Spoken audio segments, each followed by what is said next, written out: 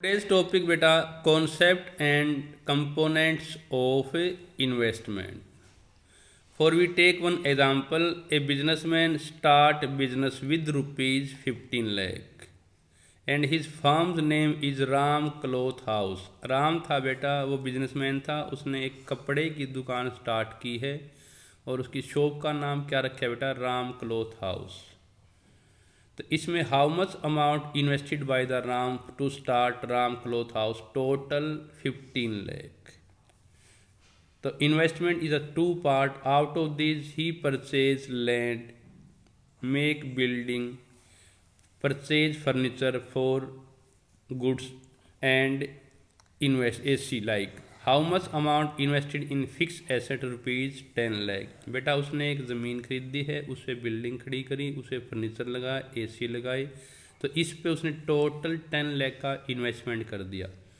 Then 10 lakh investment is called fixed investment. All those investment which is increase our fixed asset.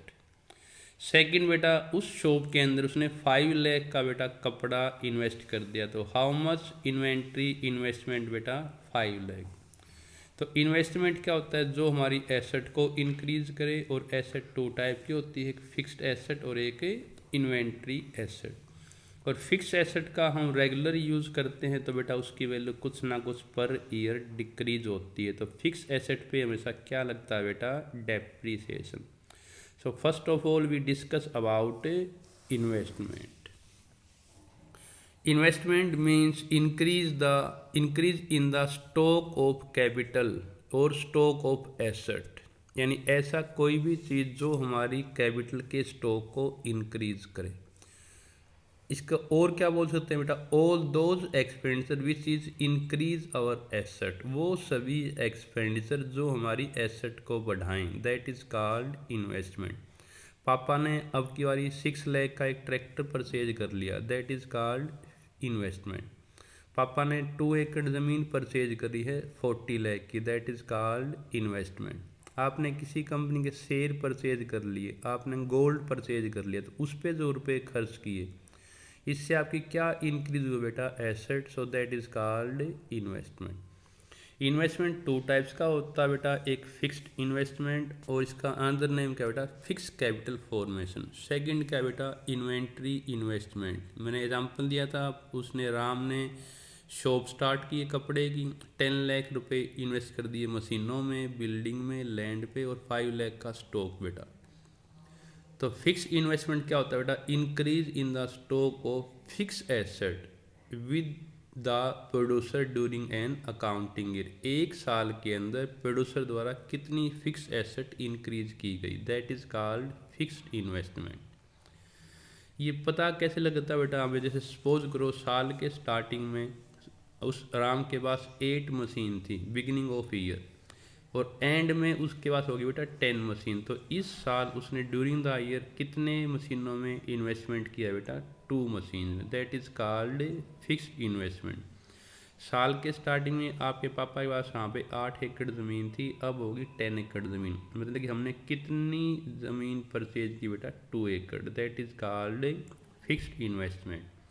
तो fixed investment calculate कैसे करते हैं बेटा? Investment end of the year minus investment beginning of the year. Inventory investment क्या होता है बेटा? Increase in the stock of inventory. इसमें फिक्स एसेट इंक्रीज होती है बेटा, इसमें हमारा स्टॉक इंक्रीज होता है। और हमारी दुकान में स्टॉक होता है बेटा फिनिश गुड्स का, जो तैयार माल है, सेमी फिनिश गुड्स का, जो अभी काम इस पर पेंडिंग है, या कच्चे सामान यानी कि रॉ मटेरियल का। एक साल में इन्वेंट्री के स्टॉक में जो हमारी इंक्रीज होता है, दैट इज कॉल्ड इन्वेस्टमेंट। ये भी कैसे निकालते हैं बेटा? Closing stock inventory minus opening inventory. Suppose करो साल के स्टार्टिंग पे हमारा यहाँ पे 10,000 का स्टॉक था, लेकिन अब हो गया बेटा 12 का, तो हमने कितने रुपए का स्टॉक परचेज किया बेटा? 2,000 का। That is called inventory investment. Fixed investment हमने अगर ज़्यादा ज़मीन परचेज की, ज़्यादा मशीनें परचेज की, तो उसका क्या इम्पोर्टेंस होगी बेटा? तो more fixed investment raise production capacity. हमने ज़्यादा मशीन परचेज कर ली या ज़्यादा ज़मीन परचेज कर ली, तो उससे हमारी प्रोडक्शन कैपेसिटी क्या होती है बेटा? इंक्रीज। और इससे इकोनॉमी में प्रोडक्शन भी क्या होगा बेटा, ज़्यादा होगा, तो देश की जीडीपी क्या होगी बेटा, बढ़ेगी और अधिक एम्प्लॉयमेंट के अवसर रेज होंगे। तो मोर इन्वेस्टमेंट करने से more production capacity, more production in economy, increase GDP and more opportunity of employment.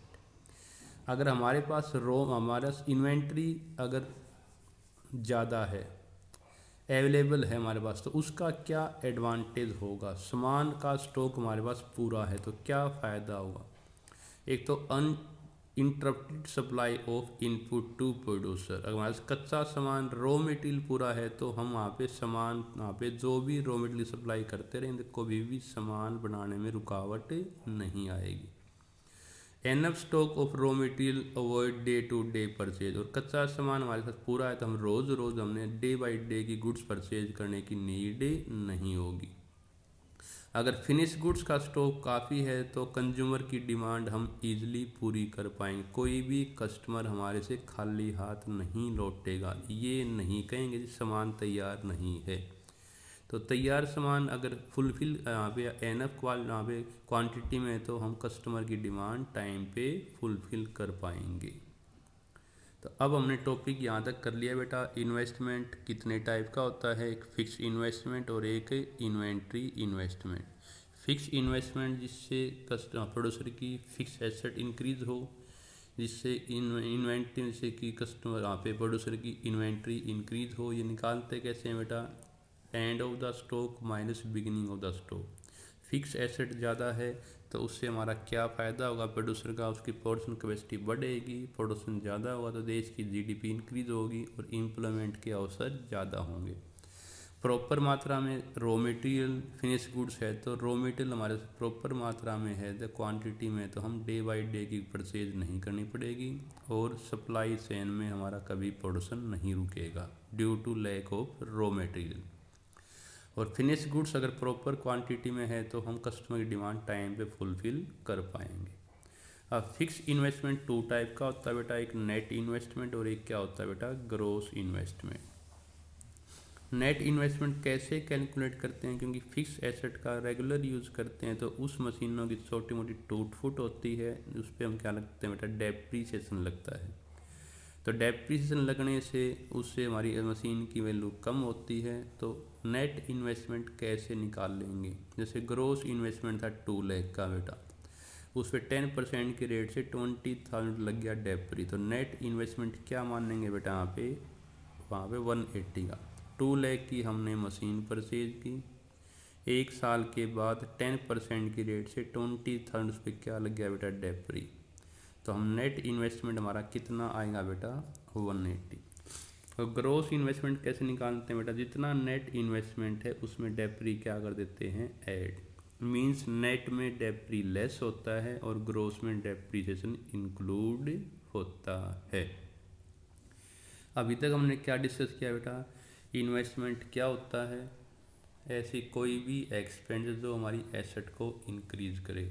Investment 2 type का होता है, एक फिक्स इन्वेस्टमेंट और एक हमारा क्या होता है, inventory investment. Fix investment proper है तो क्या एडवांटेज हैं, रॉ मटेरियल तैयार माल प्रॉपर है तो उसे क्या एडवांटेज हैं। और फिक्स इन्वेस्टमेंट के 2 कंपोनेंट्स हैं, एक नेट इन्वेस्टमेंट, इसमें डेप्री माइनस होता है, और ग्रोस में डेप्री माइनस नहीं होता। नेक्स्ट बेटा, जो हमारे पास स्टॉक है उस इन्वेंट्री है उसके 2 टाइप्स हैं, एक डिजायर्ड स्टॉक और एक अनडिजायर्ड। जितना हम चाहते थे उतना ही स्टॉक हमारे पास बचे तो ये होता है डिजायर्ड, लेकिन अनडिजायर्ड जो हमने उम्मीद की थी उससे फालतू स्टॉक अगर बच जाता है तो दैट इज़ कॉल्ड अनडिजायर्ड। फालतू सामान बचता है तो हमारा उसमें रुपया इन्वेस्टमेंट रहता है तो इससे हमारे को लॉस होते हैं बेटा। तो डिजायर्ड स्टॉक क्या होता है बेटा, refer to plan inventory to stock, जितने की स्टॉक की हमने प्लान की थी। This is maintain by the producer to meet the future demand. हम अपनी दुकान में भाई 500 गुड्स बना के रखेंगे ही रखेंगे, उसकी प्लानिंग, और ये इतना सामान हम ऑलरेडी क्यों रखते हैं, ताकि फ्यूचर की डिमांड को हम आराम से फुलफिल कर सकें। अनडिजायर्ड स्टॉक क्या होता है, refer to unplanned inventory stock, जिसकी प्लानिंग नहीं थी बेटा, it arise lack to of the demand, यदि कस्टमर ने डिमांड कम की, हमारे पास ग्राहक कम आए तो बिना बिका सामान ज़्यादा बच जाएगा। तो अनडिजायर्ड इन्वेंट्री स्टॉक क्या है बेटा, हमारे लॉस को बढ़ाता है। सपोज करो टोटल हमारे पास गुड्स थी बेटा 1500 की, हमने उम्मीद की थी कि 1000 गुड्स सेल हो जाएंगी, तो कितना स्टॉक हमारे पास बचेगा बेटा 500, दैट इज कॉल्ड डिजायर्ड। लेकिन सेल हमारी हुई बेटा लैक ऑफ डिमांड के कारण, कस्टमर कम आए, सेल 1000 की बजाय केवल 600 हुई, तो कितना सामान हमारे पास बिना बिका बच गया बेटा 900। तो इसमें कितना अनडिजायर्ड स्टॉक कहलाएगा बेटा यहाँ पे, तो 400 stock of goods is called undesired inventory.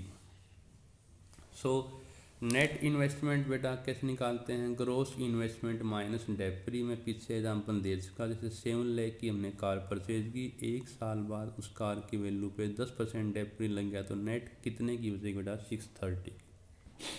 Second क्या बेटा, ग्रोस इन्वेस्टमेंट, इसमें डेप्री क्या होता है बेटा ऑलरेडी इंक्लूड होता है। अब हम टॉपिक करेंगे डेप्री के बारे में। डेप्री क्या होता है बेटा, किसी भी चीज़ का रेगुलर यूज़ करने से जो उसकी वैल्यू डिक्रीज होती है। आप अपनी बुक ही लगा लो बेटा, साल के शुरू में परचेज करोगे, 1 साल आपने रेगुलर यूज़ किया, तो उसके 1 साल के बाद वो आपको हाफ रेट पे सेल होती है। तो आधे रेट उससे कम क्यों हुए बेटा, उसका रेगुलर यूज़ होने से, नॉर्मली टूट फूट होने से, या उसकी चेंज इन टेक्निक या डिमांड में चेंज होने से बेटा। तो डेप्री क्या होता है उसका हम कॉन्सेप्ट अब पढ़ते हैं। जैसे एक मशीन थी 5 लाख की, मशीन नॉर्मली चलाएंगे उसमें नॉर्मली टूट फूट होगी बेटा। एक कार थी बेटा, उसकी वैल्यू 5 लाख थी, उसकी वैल्यू डिक्रीज होगी, किस कारण से, अगर उसका एक्सीडेंट हो जाता है तो उसकी वैल्यू घट जाती है। फ़ोन हमने लिया बेटा कीपैड वाला, उसकी वैल्यू डिक्रीज क्यों होगी बेटा, आजकल टच वाले आ गए, तो चेंज इन टेक्निक के कारण भी एसेट की वैल्यू डिक्रीज होती है। या क्लॉथ लगा लो या स्कूटर लगा लो, पहले स्कूटर बहुत चला करते, आजकल उसकी वैल्यू कम है क्योंकि उसकी डिमांड नहीं है। तो decrease in the value of assets by normal wear and tear, by accidental damage, by change in technology और change in demand, that is called depreciation. और ये हमारा क्या होता है बेटा एक्सपेक्टेड होता है, जिसको हमारे को उम्मीद होती है। तो डेप्री क्या होता है बेटा, decrease in the value of assets by normal wear tear, accidental damage, change in technique और चेंज इन डिमांड। इसकी हमारे को उम्मीद है कि इसकी वैल्यू कम होगी, दैट इज कॉल्ड डेप्री। और डेप्री का एक नाम और क्या बेटा, कंजम्पशन ऑफ फिक्स कैपिटल या फिक्स्ड एसेट। अब हमने पता है कि सपोज करो 10 लाख की मशीन परचेज की, वो 10 साल चलेगी, तो आए साल उसकी वैल्यू लाख रुपए 1 लाख रुपीज़ कम होगी, तो आफ्टर 10 ईयर हमने वो मशीन रिप्लेस करनी पड़ेगी। तो उसके लिए पहले ही कुछ रुपए हम रिजर्व के तौर पे मेंटेन या बचा के रखते हैं, तो that is called depreciation reserve fund. अगर हमने इसका ये रिजर्व के तौर पर पहले ही रुपए सेव कर लिए कि 10 ईयर के बाद मशीन ख़राब होगी तो उसको रिप्लेस करने में नई मशीन चाहिए, तो रुपए चाहिए, उसके लिए पहले ही कुछ रुपए बचा लिए, that is called depreciation reserve fund. Second बेटा, और किस कारण से उस मशीन की वैल्यू डिक्रीज होती है बेटा, जैसे नेचुरल कैलेमिटीज़ आ गई, जैसे अर्थक्वेक भूकंप आ गया बेटा, फ्लड बाढ़ आ गई बेटा, आग लग गई, तो उस कारण से भी उसकी वैल्यू डिक्रीज होती है, लेकिन नॉर्मल नहीं होता, ये कभी कभार होता है। या यहाँ पे इकोनॉमिक रिसेशन यानी कि मंदी आने से भी इकोनॉमी में उसकी वैल्यू घट जाती है। जैसे ज़मीन आपने प्लॉट लिया बेटा, लेकिन आजकल रिसेशन है तो प्लॉट के भाव गिर जाते हैं, लेकिन वो कभी कभार होता है। और वो ऐसे कारण से अगर किसी एसेट की वैल्यू डिक्रीज होती है बाय नेचुरल कैलेमिटीज या economic recession, that is called capital loss. और ये लॉस क्या बेटा एक्सपेक्टेड न होके क्या होते हैं बेटा अनएक्सपेक्टेड होते हैं, इनको हम क्या बोलते हैं बेटा एक्सपेक्टेड ऑब्सोलेंस। और ये हमारे क्या है अनएक्सपेक्टेड ऑब्सोलेंस। तो नेक्स्ट टॉपिक हम डिस्कस करेंगे एक्सपेक्टेड और अनएक्सपेक्टेड लॉस में क्या डिफरेंस है।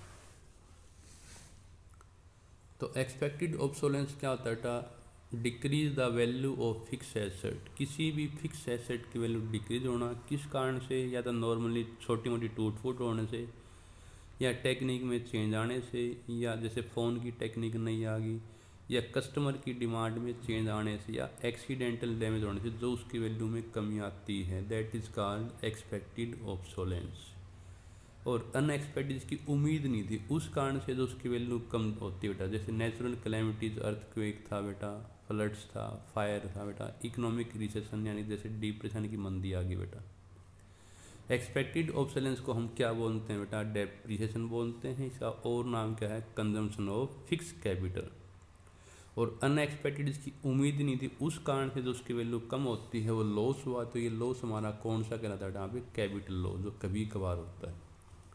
और डेप्रिसिएशन को हम किस प्रकार से मैनेज कर सकते हैं बेटा? उसका लिए हम डेप्रिसिएशन रिजर्व मेंटेन करके, पता है कि 10 साल बाद मशीन की वैल्यू ज़ीरो हो जाएगी तो नई मशीन लेनी पड़ेगी, तो उसके लिए पहले ही कुछ रुपए हम सेव करते रहते हैं, that is called depreciation reserve fund. जबकि आग लग जाए, यहाँ पे मान लो अर्थक्वेक हो जाए, तो उस लॉस को बचने के लिए हम क्या करा सकते हैं बेटा? उस एसेट का इंश्योरेंस करा के इस अनएक्सपेक्टेड ऑब्सोलेंस को मैनेज कर सकते हैं। आगे टॉपिक क्या बेटा? वो सेम ही है वैसे तो। Consumption of fix capital means depreciation होता है बेटा, और कैपिटल लॉस क्या होता है? Unexpected obsolescence. तो इनमें क्या डिफरेंस है?